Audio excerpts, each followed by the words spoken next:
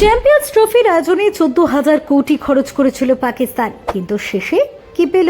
ভাগে কি জুটলো আয়োজকের দেশের? লিস্টটা শুনলে হাসবেন না কাঁদবেন বুঝে উঠতে পারবেন না। শেষ হয়েছে চ্যাম্পিয়ন্স ট্রফি।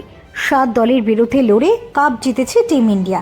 তবে ভারত ফাইনালে উঠতেই কপাল পড়েছিল পাকিস্তানের। কোটি কোটি টাকা খরচ করেও শেষ পর্যন্ত নিজের পলিটিক্যাল খেলায় আটকে গেল পাকিস্তান।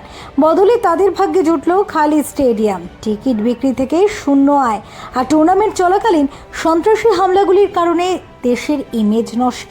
এমনকি সেদেশের বিশেষজ্ঞ কামর চিমাও মনে করেন, পাকিস্তান টুর্নামেন্ট আয়োজন করলেও তাদের উদ্দেশ্য পূর্ণ হয়নি। সন্ত্রাসবাদ থেকে নিজেদের ভাবমূর্তি ভালো করার জন্য তারা ক্রিকেটকে কাজে লাগিয়েছিল ঠিকই, কিন্তু খাইবার পাখতুনখোয়া এবং বেলুচিস্তানে হামলার মধ্য দিয়ে স্পষ্ট হয়ে গেল যে সেখানকার পরিস্থিতি এখনও স্বাভাবিক নয়। আসলে পাকিস্তান আশা করেছিল তারা দুনিয়াকে দেখিয়ে দেবে যে তারা এখন একটি নিরাপদ ও স্বাভাবিক দেশ, কিন্তু টুর্নামেন্ট চলাকালীন সন্ত্রাসী হামলা অব্যাহত থাকায় দর্শকরা স্টেডিয়াম থেকে দূরে থাকছিলেন। এমনকি পাকিস্তানের নিজস্ব দল যখন টুর্নামেন্ট থেকে বের হয়ে গেল, তখন অন্য দলের ম্যাচে দর্শকদের উপস্থিতিও প্রায় বন্ধ, ফলে টিকিট বিক্রিতে ব্যাপক ক্ষতি হয়।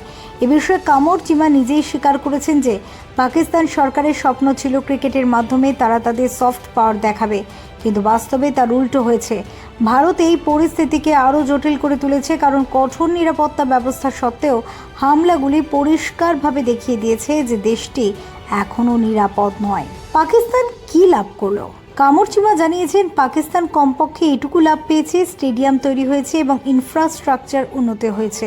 কিন্তু আসল মজা চলে যায় তখন যখন পাকিস্তানের দলই টুর্নামেন্ট থেকে ছিটকে গেল। অর্থাৎ স্টেডিয়াম তৈরি হয়েছে, নিরাপত্তা বাড়ানো হয়েছে, বিনিয়োগ ছিল আইসিসির, কিন্তু শেষমেশ পাকিস্তানের দলই পুরো শোটা খারাপ করে দিয়েছে। মোটের ওপর পাকিস্তান টাকা বিনিয়োগ করে চ্যাম্পিয়ন্স ট্রফির আয়োজন করলেও দুনিয়াকে দেখাতে ব্যর্থ হয়েছে যে তারা একটি স্বাভাবিক দেশ। স্টেডিয়াম তৈরি হলো, কিন্তু টিকিট বিক্রি হলো না। নিরাপত্তা বাড়ানো হলো, তারপরেও সন্ত্রাসী হামলা চলতে থাকলো। আর সবচেয়ে বড় ধাক্কা, ফাইনাল চলে গেল দুবাইয়ে।